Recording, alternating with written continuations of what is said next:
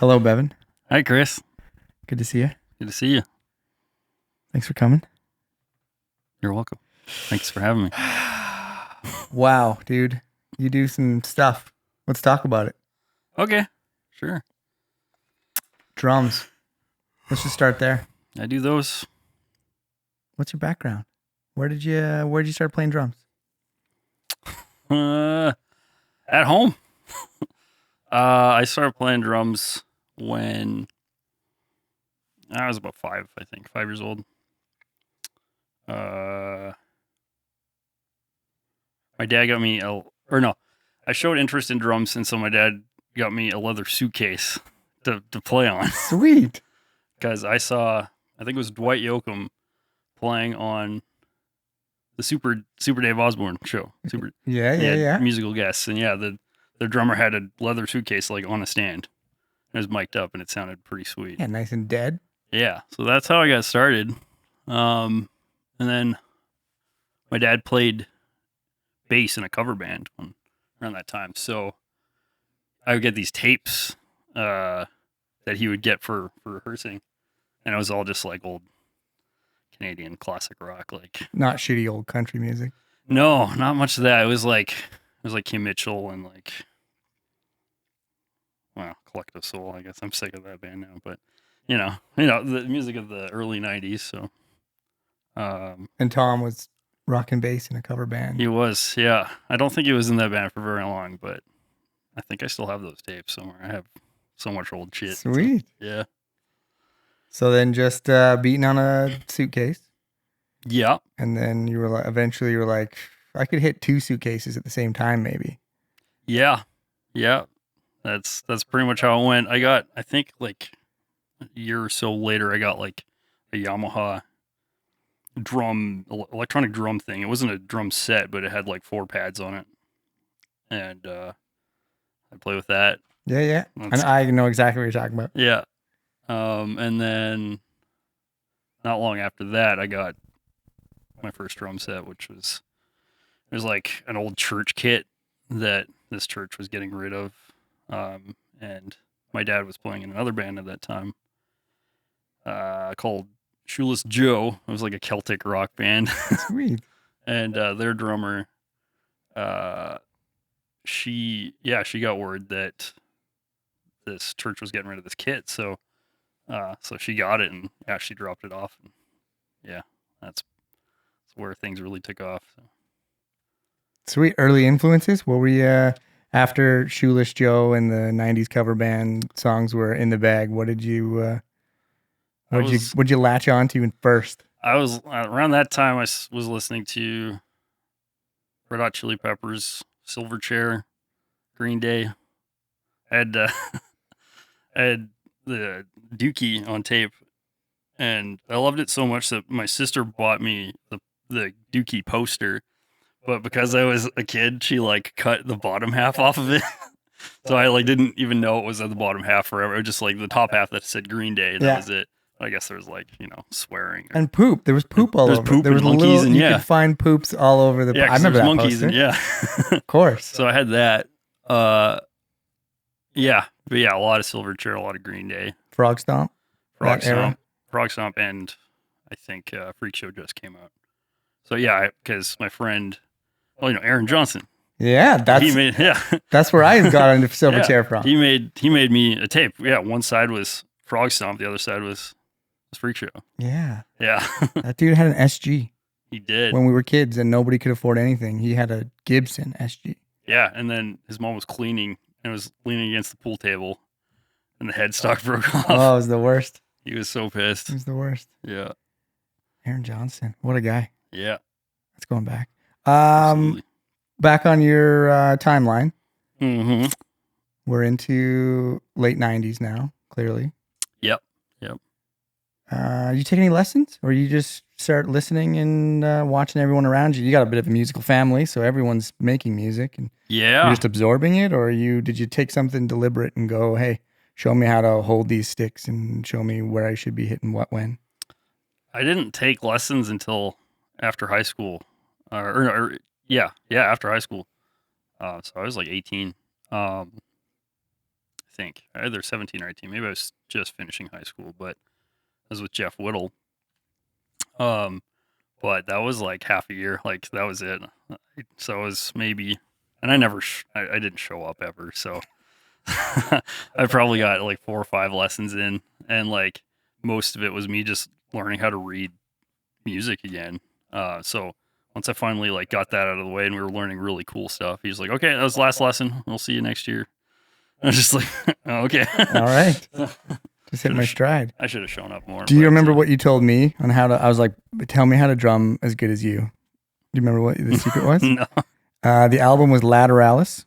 Okay, Lateralis, however you want to say it. Yeah, Tool's album. I think. Yeah. You were like, just learn that album top to bottom, and yeah, just learn it, and then we'll talk. Yeah, yeah. It was mentioned in about as much time as you expected it to take, I think. So yeah, I didn't learn any of it. Yeah, but, that was a pivotal album for sure for drumming and me for sure. Yeah, yeah, learning how to play. I didn't have we didn't have TV. My mom just thought it was a waste of time. Clearly it was. So like I couldn't really watch anybody, and like it was still dial-up days, so like there wasn't really, you couldn't, downloading video still wasn't really a thing back then. So I would just listen and listen and listen, and then I would air drum most of the time because like I lived in a 3-bedroom bungalow with 2 sisters, my mom and dad, so it was very tight. So I couldn't play all the time because I'd just drive them nuts. So I just had headphones on and I just air drum, and I did that for like 10, 15 years. Yeah, man. A long time. That's crazy. Yeah. That's, I mean, I think too many people make excuses, myself included. I'm like, I just need this other guitar, and then I'll be able to do it. You're just like, totally. Just give me some over-the-ear Walkman headphones, and I'll just sort it out. Yeah. Yeah, I just I was so bored, honestly. I had nothing to do. I couldn't watch TV. I had like every second last generation video game console. So I was not up to date for that whole time. So all I really could do was just sit in my room and just move my arms around, just flail. Yeah. Worth it now though. Yeah, for sure. I mean, I know a lot of Simpsons quotes, but I can't play Lateralis. I can't play one song on that album. Okay, well that catches us up to today. What are you doing now? What's music for you today look like? Music today is my band, DEVOLVER. That's been a pretty wild ride this last year. But it's been fun. Yeah, we finished our record in the fall. So we're just waiting to see how to put that out, but it'll be good. It's going to be great. Yeah. Well, I got to see you guys play in a garage in suburbia. Yeah, that was a blast. And what a blast. Absolutely. Yeah, that's sweet. No joke. Impossibly tight. Oh, thank you. That was pretty awesome to see. I was hanging on for dear life. I was out of shape for sure. I imagine just hearing anything in that room was bonkers too, but yeah, it was pretty sick. I can't wait to see it under even more pristine circumstances. Well, thanks. So the album, that's got a bit of a story too. That wasn't just hey, we made an album in our basement. It sounds okay. I heard it. It sounds way better than okay. Well, we made most of it in my basement, but yeah, I don't know how it really happened, but we had a lot of songs written like 4 years ago. And I was just like, all right, well, we better start working on these or whatever. And at the time, I wasn't too stoked on them. They just 4 years deep. Exactly. And I mean, like, they're completely, well, not completely different, but very different from then. And so I was just like, well, we might as well just hack this away. But I knew it was going to be a lot of work, and I don't know. I wasn't too enthused at the time. And then Devin's just like, well, let's maybe do it for real. Devin's my guitar player. I don't know. For those of you who don't know. But he's just like, well, let's see how much it'll cost to work with somebody. okay, sweet. Then I don't have to do it. I don't have to record it. I can just focus on playing. And so, yeah, we hit up a few guys. And yeah, 2 of them got back to me. Yeah, so we got a hold of Mark Lewis. And he got back to us. I think he's the first guy to get back to us. He was just like, "This is great. I think we can really make something cool. What are your guys' plans? What do you guys do? Are you guys on a label? Blah blah blah." And we're just like, "No, we're just doing it in the basement right now. Doing it in the basement and doing our own thing." And he's like, "That's great. That's what I wanted to hear." Because I guess he really likes helping people out who are not in a bigger position. Yeah, and deserve it clearly. I mean, let's not leave that off the table. It's good songs. Thanks. It's good songs, bro. No one's helping anyone who doesn't also have good songs. Yeah. And another guy got back to us. I won't mention his name, but he's fairly well known, and he was pretty stoked on it too. But he's just like, there's some things I'm just really not into, and you guys got to like change that before I'll consider it. And he was way cheaper, and like, it just like pretty much right away we're just like, this guy is just not. He's not gonna work. Yeah, he wanted stand-up bass. Yeah, exactly. He wanted to slow every song down 60 beats per minute. Yeah, and like he would have completely changed us in a way that we wouldn't want, and a whole other bunch of stuff. So yeah, we ended up going with Mark, and so we're just like, well, how much is it gonna be? And he's like, it's gonna be this much, and we're like, oh my god, all right, well, let's do it. Just kind of live once. Yeah, exactly. Yeah, we totally YOLO'd it. But so far it's working out. I mean, nobody's really heard it, and but it sounds great, and we're happy with it, and that's really all we wanted to do is just make something cool. That's the end of it, man. Yeah, that's the start and end of it. Yep. Wherever it's made, whoever makes it, it's just literally that. For me, again, I'm just gonna tell you mine on it. Is that as long as it sounds good enough to make you smile when you're like, oh yeah, that's that thing we wanted. Yeah, totally. Then, I mean, who cares if it's money? Money's dumb. Yeah. That album is not now real. You have it forever. Yeah, exactly. No matter what. We made this. It's fun. That's pretty cool. Yeah. Yeah, and that's so cool. Thanks, man. So, obviously, no answer yet on when we can tell people to listen to it. I don't even listen to it. Don't even have one to not tell you. We have no idea. When you practice now, are you just practicing the songs, or do you do rudiments? Are you going and trying to just drill stuff into your brain that you think, like, to use the artist analogy, that can't draw hands? You're like, I need to draw hands. I'm going to just do this until I can draw hands. Yeah, sometimes I do exactly that in the, the drum way, whatever that will be. But sometimes I'll just mess around and try to find something just really stupid and hard. Even if it's like, doesn't sound crazy, it's just like, I can't play that. I'll just kind of mess around with that. But something like your programming? Yeah, exactly. Something that just like kind of shuts my brain up, and it's just like, okay, we got to really pay attention. But other than that, I just played to like other songs, like mostly songs from high school I listened to. Yeah? Yeah. You got Frog Stomp coming out ever? No Frog Stomp on there, but I got some Deftones, got some The Haunted, At the Gates, Arch Enemy. You just got a playlist on your phone that you go through, and you're like, yeah, this sharpens all my knives. Yeah, I use that Moises app. So I just like threw on a bunch of songs and just like, these are fun to play. And that's really it. It's just playing, and then trying to play those songs. Not even as accurate, but just like full on, like full volume and that kind of thing. Because when I used to play, the songs, I'd kind of like play under it so I could still hear it. Yeah. But I use the Moises app, and then it gives you a click, and sometimes it kind of fucks up. But I'll like make a click out of that, or just cut it up and make it coherent. And then so I just have a click. I'm just paying attention to that, and I can just wail on it. Yeah. Yeah. Okay. So other than the ones that you're obviously referencing that you've been listening to for 100 years, who's inspiring you new? Oh boy. You listening? What are you listening to right now if you turn Spotify on? Or better yet, I enjoy their year in review to see what you listened to a crap ton last year. Yeah. What's your top 3 on there? It'll be top.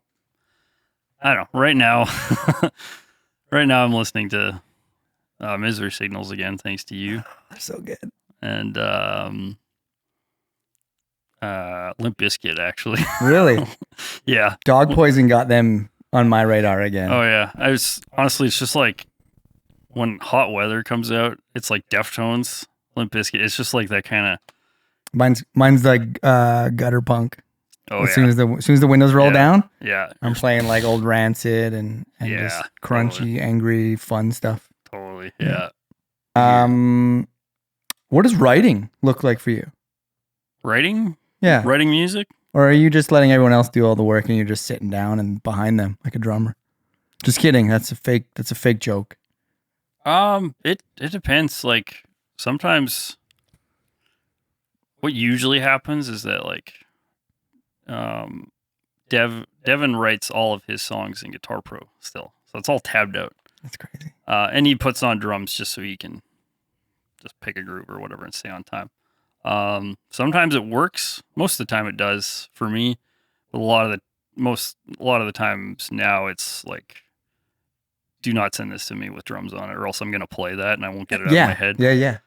So he'll send it to me now without the drums and just a click, so I can just work up on stuff, because I just take a lot from the guitars, because guitars are a rhythmic instrument as well. So I usually listen to guitars to find a beat and to really find something weird too, because I hate doing standard stuff all the time. Like I try to make it weird, or try to fit the drums in between guitars and that kind of thing. Like, I don't know if that makes sense, but absolutely, we're all trying to do that with the same 12 notes.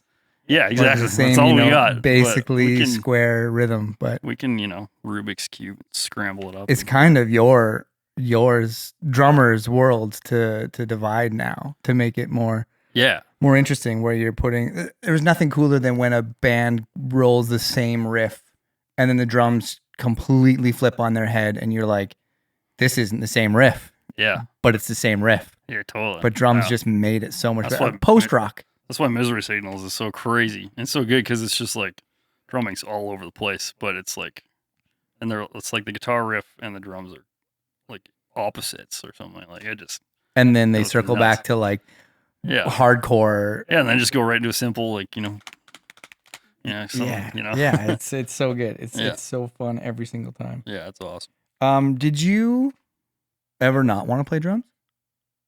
Did you ever go like, oh man, guitar players are so cool? Yeah, I still do. I don't know. I do all the time. I love guitars. They're my favorite sound. Yeah, but drumming's cool. I watch drummers as a guitar player for 100 years. I watch drummers when I go to shows.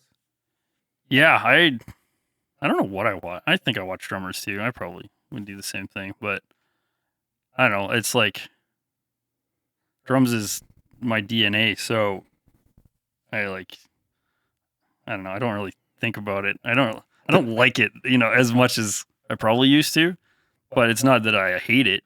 It's like, it's what I do, what I'm capable of doing best out of any other instrument that I can play. So it's fun to be comfortable. That's really it. And so, especially when we're always trying, the royal we are always trying to impress. Yeah. I mean, that's the goal. It's not the people you think that we're trying to impress. I'm trying to impress you. Yeah. And I'm trying to impress other people that we know that do this. But I can't do it on drums. That's why I don't. It's also why it's like so hard, and why I asked that question of like, what do you practice? What is pushing your boundaries? Because I will just play the same shape of thing over and over again, or like with varying degrees of change, because it's that's That's dumb. That's nothing like that to ruin it. But yeah, that I muted my very phone, professional over here.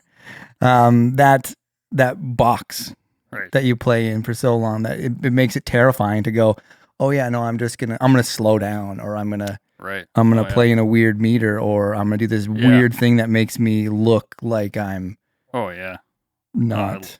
I love doing that stuff. Yeah. Like I used to play with some friends. We had this like funk kind of band going on, and there were two.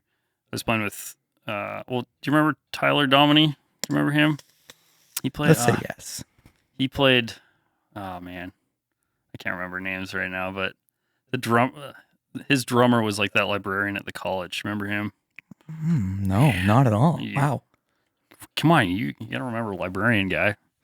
Anyways, for all the male librarians I've met, I remember zero of them. Anyways, he's the only local guy, but the other two guys that I became really good friends with were from Toronto, and they were like pretty pro players back then. And then they moved here to just get a job and settle down. Yeah.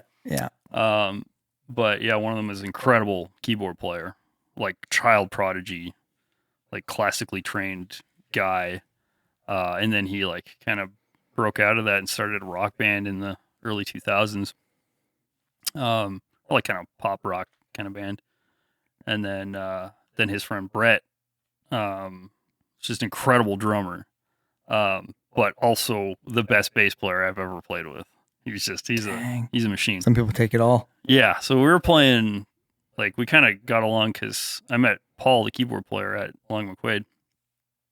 And we were just talking about like all these funk records and like Steely Dan and Earth, Wind and Fire and I don't know, everybody, all these kind of guys. And so he's just like, yeah, I'm like playing with a couple guys. You wanna come jam? I was like, sure, whatever. Like I used to play a little bit in jazz band. That's kind of how I got my jazzy chops. And so yeah, I went there and found out my friend Tyler, who I've known for a long time, was playing with these guys. And I'm like, okay, well, that makes it a little bit more comfortable.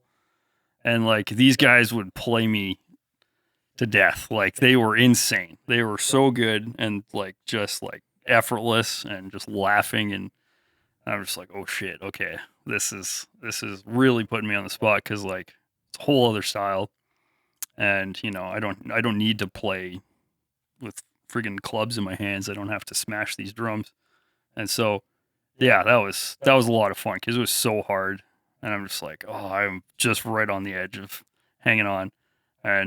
But yeah, we loved it. It was so much fun. Paul ended up moving back to Toronto, but Brett still lives here, so we still hang out. But yeah, that kind of stuff is like that's what's great, and it's just all about the challenge, really, because that's it. Like I said, I like being comfortable because I've just done it for so long, but pushing that envelope is what really makes it. Oh man, I had the end of this story is not as heartwarming as yours. I did not meet the challenge of this, but I was invited to play with the college jazz band when I was there.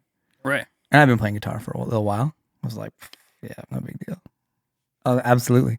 Paul Rathke brought me in. Yeah. Curtis Schultz was drumming at the time for the jazz band. Mm-hmm. He gave me a bunch of lead sheets. He's like, oh yeah, no, here, just come down to this place at this time. And I'm like, oh, no big deal. Well, I don't know if I looked them over. I probably didn't. Right. And then the first song, the first 8 bars, I was 7 bars behind. Right.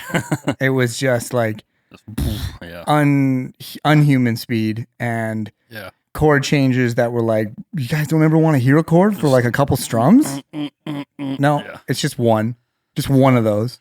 And then the next measure. And then like it was, and I just like, I don't know if I hung out for the whole practice. I think I was like, all right, guys, it was a pleasure embarrassing myself in front of you. Peace.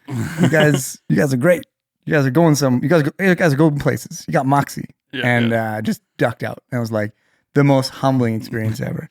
Totally, I'd love to say that I was like, and then I rocketed up the 200 stairs and became proficient at jazz. But I was like, no, I'm going to go back to playing the stuff I'm super comfortable with. Right. And I don't feel like this when I play. Yeah. I mean, there's nothing wrong with that either. But Yeah, that stuff is nuts. Like, that's real players. Yeah. Those guys are nuts. Yeah. And then Jeremy comes in and plays like a super weird chord progression that only has, 3-ish chords in it. And this jazz player is just like, I don't know what you're doing. How are you doing this? What doesn't make any sense? And he's like, it's just this. It's just this, yeah. Doesn't make any sense. He's from outer space. So. Outer space for sure. Yeah. 2 minutes left. Is that what you're? What's your favorite piece of gear? I have 2 versions of that question. Okay. Favorite piece of gear for like getting shit done. And then your favorite piece of gear that is like heartfelt, holds a special place, maybe isn't worth anything to anybody but you. Right. 2-part question. Number 2 would be my drum throne, because it's the oldest piece of gear I have. I think I got it when I was 6 years old. It is completely, you can sit on it. That's it. You can't move it, or else like metal flakes will just shoot out of it. You can't adjust it because it's threaded, right? So you'd spin it to adjust the height. It is like completely sheared. The top of the seat's fine, so I could repurpose it. I still haven't done that, but that's my favorite piece just because it's the one that's still around. It's got a fun story. Is it comfortable? It's pretty good. It's got a backrest, so yeah. That sounds like a maybe. Maybe it's comfortable. It's comfortable for drumming, but I remember one time I used it at my computer desk just to play guitar because I didn't have any arms around it, and that sucked. Yeah, it just wasn't. I don't know what it is. It's just like if I'm drumming, my back is straight or something. But yeah, anything else, it kind of sucks. So. And then, the useful tool. What did you say? Yeah. I said production, like for getting the most stuff done. Yeah, getting the most stuff done. Or even just something you go to all the time. Nice. Yeah. Super sick. So what is your piece of equipment that is similar, that just helps you, like the hammer in your toolbox, the thing that you're like, hey, if I didn't have this, I would be less of a man. Yeah, that's a good question. I never think about that shit. Superior drummer. Yeah. Superior drummer is pretty useful tool for writing stuff. Yeah, you probably answered that for me because. How do you argue with drum libraries these days? Honestly. Yeah. GGD. That's what I'm using. And it's doing everything to the demos that make them feel I want to write that next part of the song because everything before sounds so much better now. Yeah, that's a really good one. I had the demo of the first one that came out, and it was really good. Probably the Halpern or something. I'm sure it was the Matt Halpern one, the first one. Yeah. I just didn't buy it because I had no money and I had Superior Drummer 3 already, but I tried it out and it's awesome. It's really good.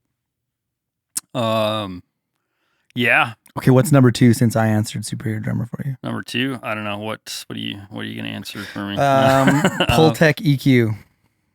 I never use Pultecs and because I always forget. I have so many plugins. They're so good. They are so good, and I have used them. And whenever I do it, they always work. Push pull 30 hertz. Yeah. If nothing else, I use that all the time. Yeah. It works on amp sims. It works on mic'd stuff. That thing, I don't know. It feels like the Sonic Maximizer of 2020. Yeah, I'd say. Well, no, it can't be, right? Because however long that EQ's been around for. If we're gonna pick an actual mixing plugin, I use the Pro Q2. I still haven't bought 3 from FabFilter. I use that all the time. I haven't. I like the look of it though. I like the dynamic EQ function. Yeah, it just works really quick. The spectrum copying thing works really well. It's really quick too, and you can adjust how much you want to use. It's good if you need to match stuff in a pinch. I try not to get to that point, but it happens. I'm trying to remove the confused look from my face. So tell me more. What do you mean? What are you talking about? What's this you can spectrum analyzer part of it? You can copy like the frequency range response of another track and then put it on. Like reference track. Yeah. Yeah. Yeah. So, this guitar, has more top end in it, but I can't just EQ it by hand because it doesn't sound right. So you use that, and then you can put it on another guitar, and it kind of puts it closer in the same area. Gets you some ballpark. Takes a bunch of the time out of it, of you going like, is it there? Is it there? Yeah, because it listens to both. It listens to the reference track and then listens to what you're putting it on, and then it's like, you got to put this here to make this sound like that, and it gets pretty close. So oh, dang. Yeah, that is cool. It can help. Yeah. Fab Filter Pro Q. And yeah, I don't know. I like the basic stuff, like 10, 1176s, 1073s. Been using the API 2500 bus compressor. Yeah. Yeah, that thing sounds sweet. You only need like because it's super, super pumpy. But if you have just a little bit, it's like sounds great. I like it. But yeah, that's. I'm since we went way down the rabbit hole on production stuff. How about that question? What why don't you talk about that? About what you've been producing lately? A mutual band friend, cat of ours from way back. I heard something pretty shiny out of you from him. Oh yeah, out of him from you with Barrett. Yeah, and all of Phil's. Yeah, that was a lot of fun. Recorded their EP short album. I don't know. 17th one. How many are they at? They gotta be. They got a lot. They've been a band for like. We played with them. Yeah, over 15 years. 15 years ago. Yeah, dang, dude, still going. That's killer. Yeah, it was a lot of fun to record that. It was my first jaunt out of town to record in Edmonton in a studio. What was the highlight? That whole part was the highlight. Just like really, well, it was nuts because like I think it was 4 songs we did. But you're saying 4 songs, but for anyone who hasn't heard it, this is not 4 3-minute, 30-second long pop songs. No, these are all. Most of them are super long. Yeah. Yeah. I think there was a cover they did from Crystal Mountain by Death, and that's like a regular length. And that was even shortened actually compared to the original version, because the end like fades out. But yeah, these are long, really proggy, just out there metal songs. Yeah. But like it was all thrown together pretty quick. Originally they wanted to like rent a cabin in Jasper or Banff or something in like early December. And they're like, yeah, we'll do it in like 4 days. And I was like, okay. And then like I did some thinking and I'm like, there's no fucking way. There's no fucking way. That's a wonderful dream. And I'd have to bring everything. Like I'd have to fill my car to the brim with all my stuff to make that happen. And 4 songs, 4 days. Yeah, there's 50 instruments. Yeah, maybe it was a week or something, but still, it's just like I just told them, I'm like, guys, I know you guys are getting really stoked on this little recording vacation thing, but like I'm not gonna sleep this whole time. Yeah. I have to work constantly. Yeah. 0 vacation. And like I don't want to like I have like giant tower computer and I'm only gonna bring that to work on something like that. And it's like I don't want to bring my whole life. If I lose any of it, I'm completely fucked. Yeah. I was working. That's all I was doing at the time. I wasn't working at the music store. So they're like, okay, well that sucks, but I understand. I was just like, if you guys are gonna, really put your money into this, just rent a studio. Let's do it for real. Like let's get a good sound and like have the tools we need.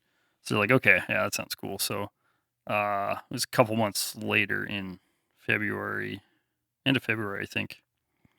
They rented Electric Treehouse Studios in Chinatown in Edmonton there. And yeah, I stayed with my best friend Ben because he lived there. Well, he still lives there, but he lived in a house at the time, so I had a whole basement to stay in, which was great.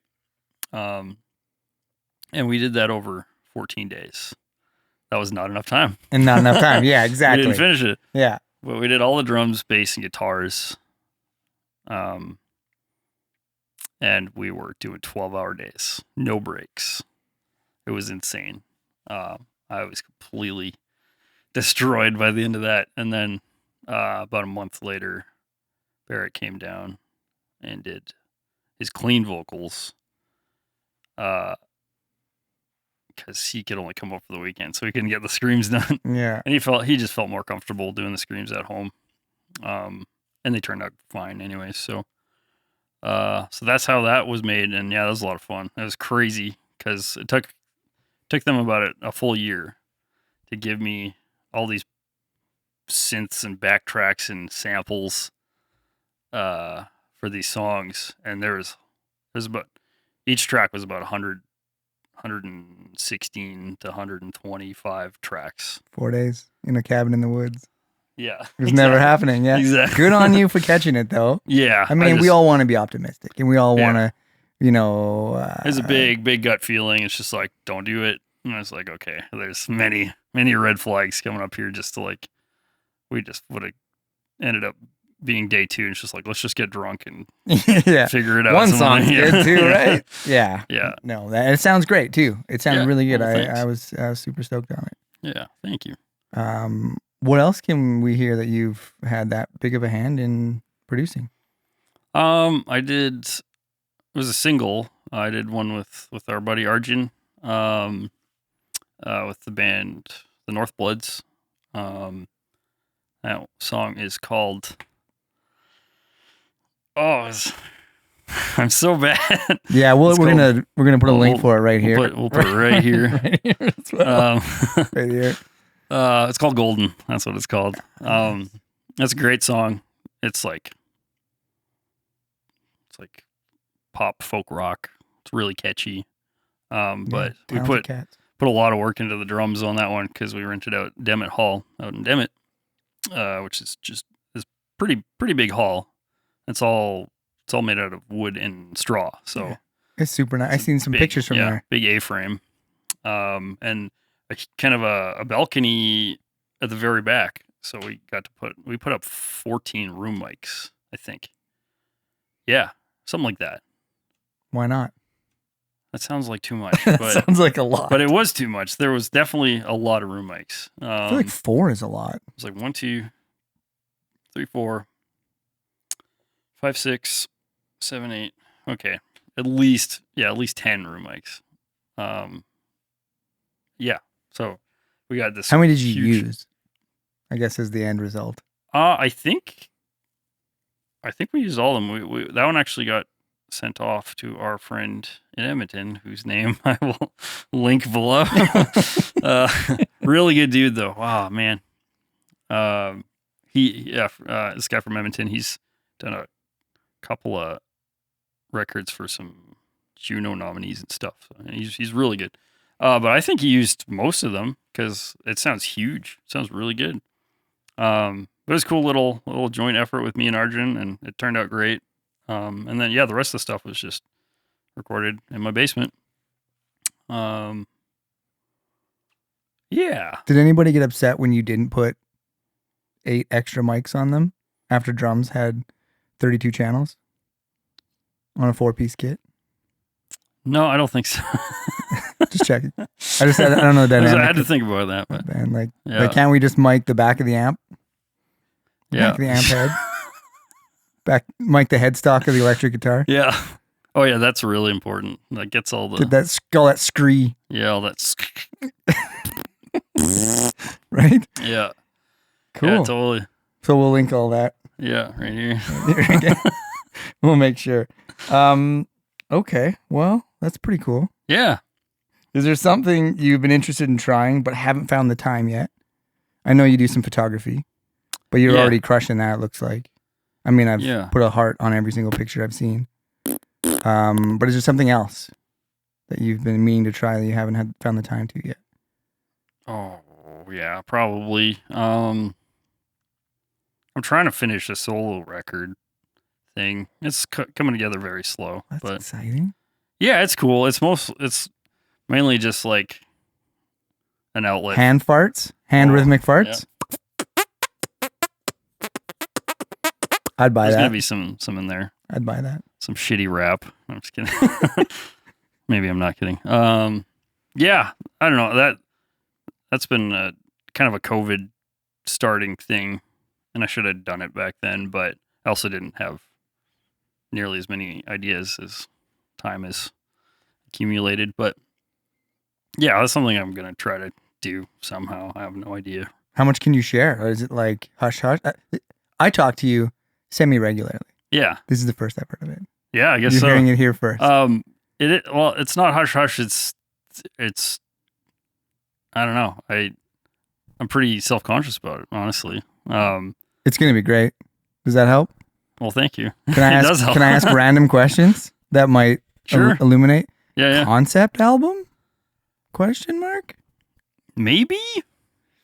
It's all pretty. It's kind of. It's almost like I'm really bad at writing text and things. Like I try to journal because it's really good for ADHD brains like myself.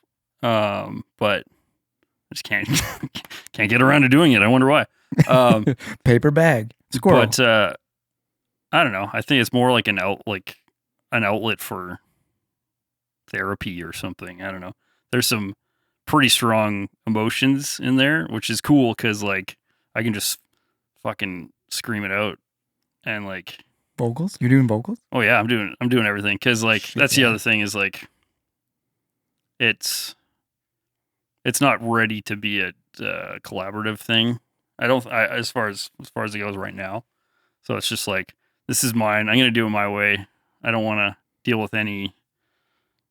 I don't want to tell somebody else to do anything either. No, that's what it should be. Yeah. And then it's like a wonderfully concise snapshot of just your brain at just that moment in time, and all its wonder and terror. Yeah. Yeah. That's awesome. It's gonna be heavy, and like sometimes I don't want to do that because like I really don't listen to. I don't listen to any new metal bands. I kind of hate it, honestly. but there's some really talented people out there. I'm not discounting anybody, but like, yeah. But it's gonna be heavy. But it's gonna be like it's not gonna be what many people would maybe expect. Like it's not gonna be crazy drums. It's gonna be pretty easy because that's the other thing is like I want to make it easy for myself to just make something. That's really it. It's just like put something out there. Period. Yeah. It kind of because it's just like writing. It's like writing in a journal or something. As far as therapy goes, it's just like if you can get a thought out or a feeling, no matter even if it doesn't make sense, if you can get it out on some other form of medium, it's like it's out of you. Like it really helps. So that's kind of my way of doing it. Yeah. So there's a lot of stuff I've done, but it's just like I really want to do it again and like perfect it. So it's like demo and it's really gross, or some things I think are really gross. I'm sure it's fine, but like, yeah. So that's where I am with that stuff, but that's something I want to finish. That's super cool. That's really it. I want to hear it. I want people to hear it too, for sure. I think it's going to be awesome. Yeah. It's crazy how that stuff though will like effectively handcuff you if you don't. Yeah. Oh, dude, it tortures me like to not do it. It's insane. Yeah. But it's kind of cool because that also like gives me way more fuel and ideas too. It's just like that question. I just get angrier.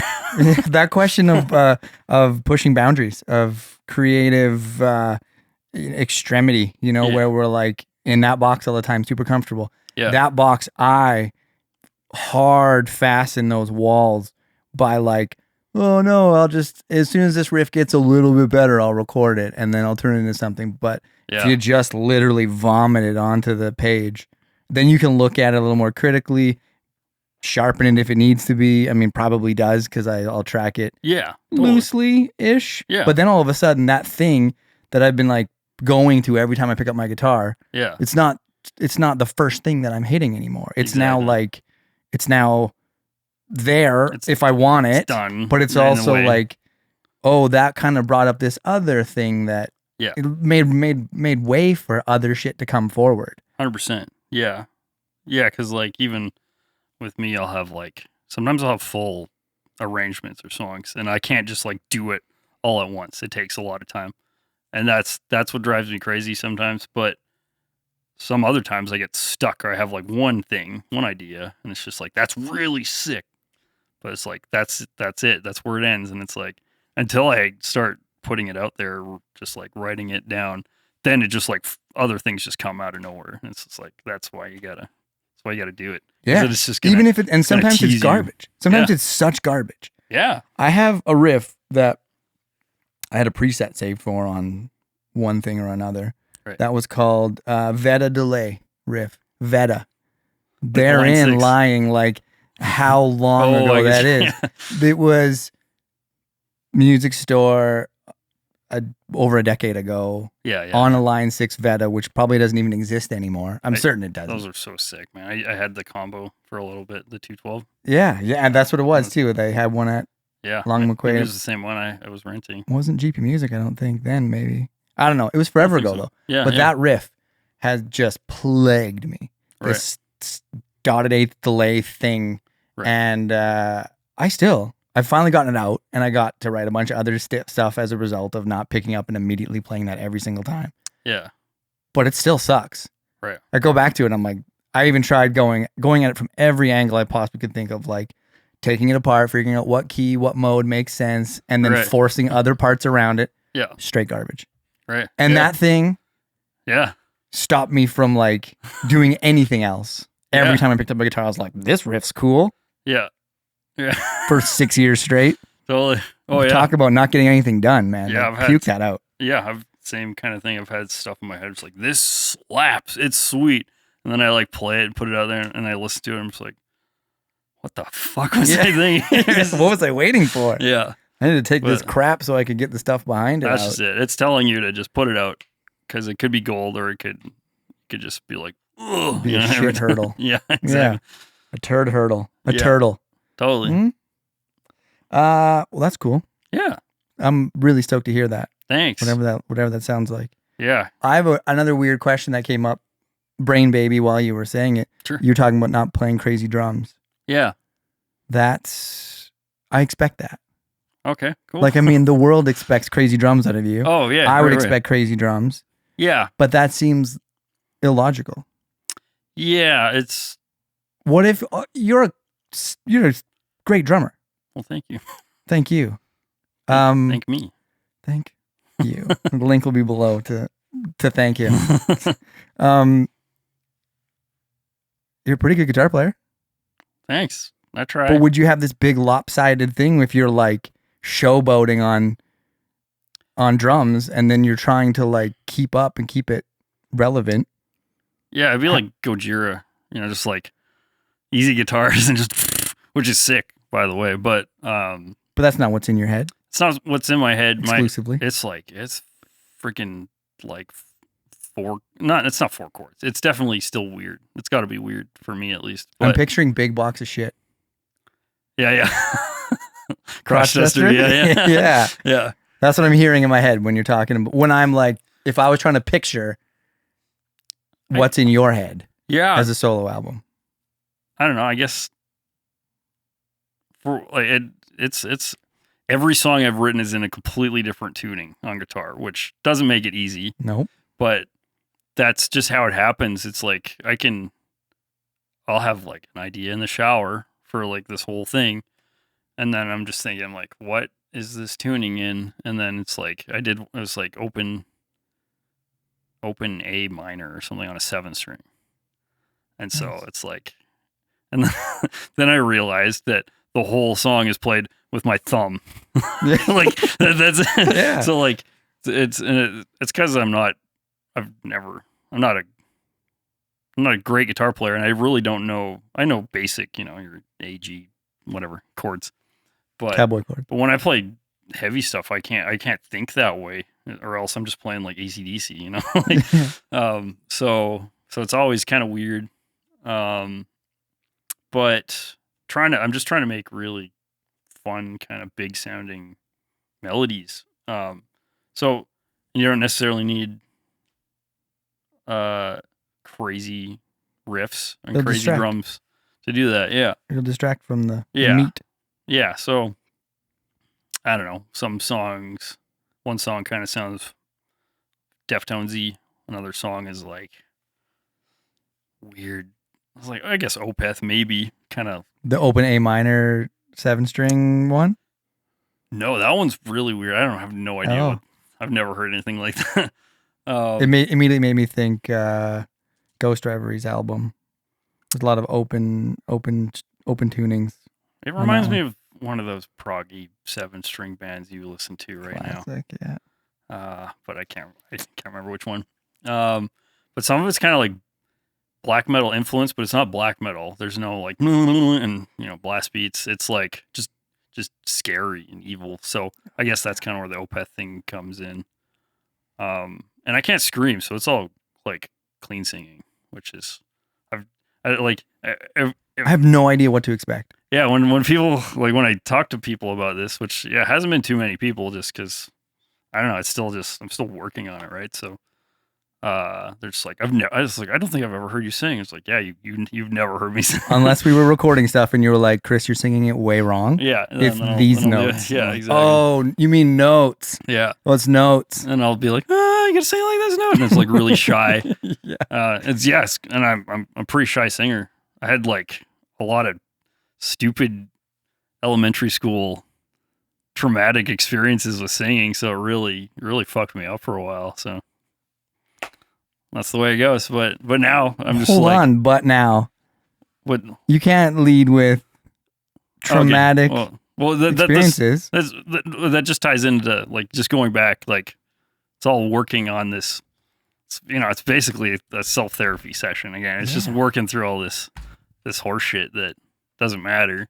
I thought there was specifically a singing related childhood trauma. Because I don't even have that, and I'm terrified of the singing part of it. Like in grade 4 or 5, I got to audition for the Christmas school play musical thing. And some shitbag music teacher was just like, kill yourself. Basically, like I wanted to be Santa Claus because he was the honcho. He's the big guy. Yeah. And he was the star of the show.